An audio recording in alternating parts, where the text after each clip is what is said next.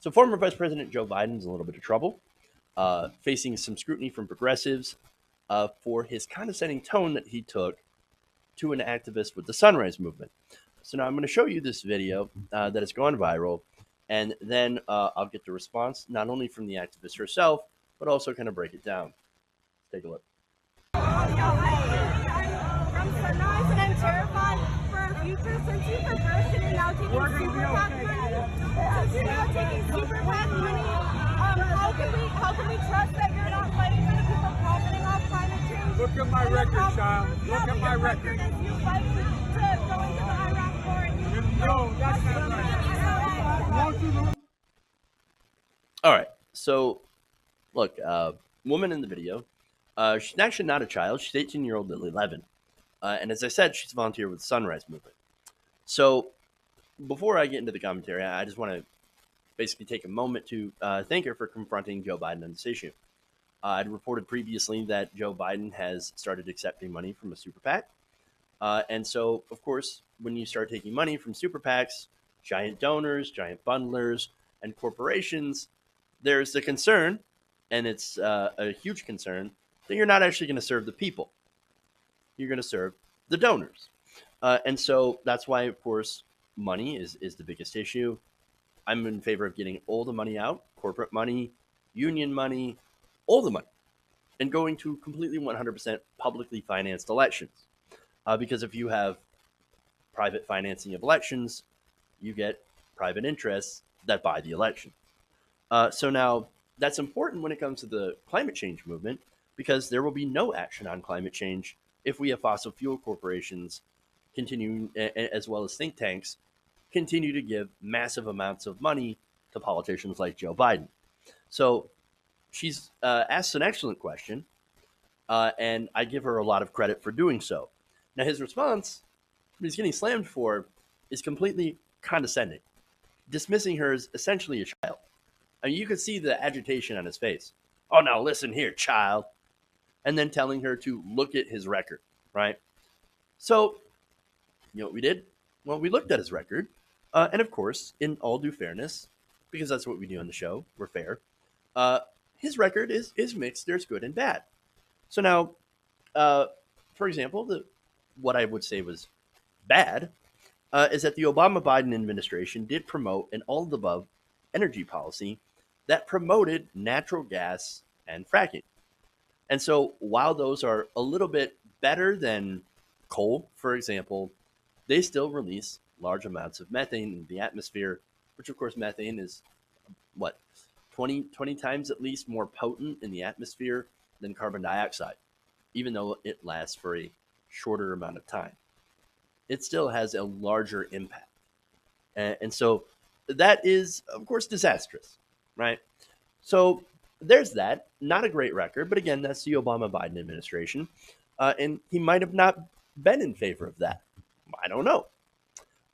But what we do know is that in his 2020 campaign, he's refused to join the other candidates to basically call for a ban on fracking, and has put together about a $1.7 trillion climate plan, which I think was plagiarized partly from other people's climate plans, which is interesting, but also less ambitious than some of his other rivals, specifically Bernie Sanders, and to a much lesser extent, Elizabeth Warren. Now, he also hired someone who's problematic. That's Heather Zichal, to advise him on climate policy. Now, Heather Zichal earned more than $1 million as a board member of a natural gas company. Oops. Now, here's the thing, right? So now Joe Biden has experience with people that he knows being on gas companies.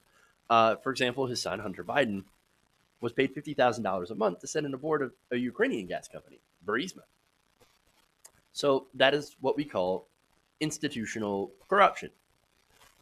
Completely, perfectly legal, but at the same time, you know it's kind of a bribe. This is the company Burisma saying, hey, Joe Biden, we hired your son, so why don't you try to make more deals or do things that are friendly to us, which includes going against ambitious climate change agendas. So now, that said, speaking of climate change agendas, the Obama Biden administration did push for and get the Paris Climate Agreement, which, well, look, I've criticized for not being strong enough, but it was literally at least an attempt to do something to set some sort of limit on climate change. Again, not as aggressive, but here in the Trump era, we don't even have the Paris Climate Agreement anymore, and we're on track for some major warming. So his record, not exactly great, but if you rate it against Donald Trump's, of course it's better, but not progressive, and nowhere what we actually need right now. We need a Green New Deal. So now, Levin, let's go to her. She's not thrilled with Biden's answer. She said this, quote, "I'm upset that Joe Biden did not address any of the content of my question and instead referred to me in a very condescending way." I agree with that. Disastrous. And then she also said, "He referenced good paying jobs and renewable energy in his speech, but he seems to be all talk." And of course, based on the fact that he gets money, or he may be getting money from these fossil fuel interests, I would agree with that. It would seem to be all talk. She continued by saying his support for former fossil fuel executives shows that he's continued to undermine low income communities of color, specifically indigenous and black communities, through environmental racism and injustice, both here in eastern North Carolina and nationally. And so, look, that's kind of the reason that he won't answer that question. You can look at his hires, you can look at the information, you can see the policies that he's supported and the money that he has received. And so, what's also funny is that he's got some hypocrisy as well. He did, after all, point out that super PACs basically leave you beholden to the donors.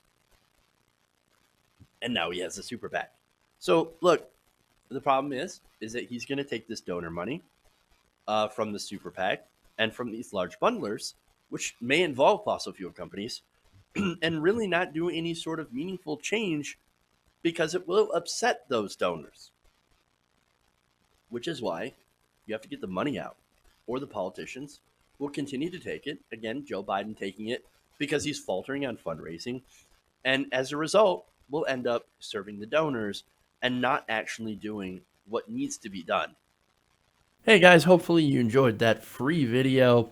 Now I'm going to have to ask you a favor. Between the demonetization and the YouTube algorithm messing around with view counts, etc., we're having a hard time adjusting to the new YouTube reality, which is where you guys come in. See, we have a Patreon, patreon.com/TYTNation, set up to help us rely on you guys, the viewers, instead of big corporate ads. Look, you know the show. You know I'm not in favor of big corporations anyway. So help us transition away from relying on the ad model to pay the bills and sign up to be a patron, patreon.com/TYTNation. That goes a long way to help us keep the lights on. And you guys will know that you're supporting independent, progressive media.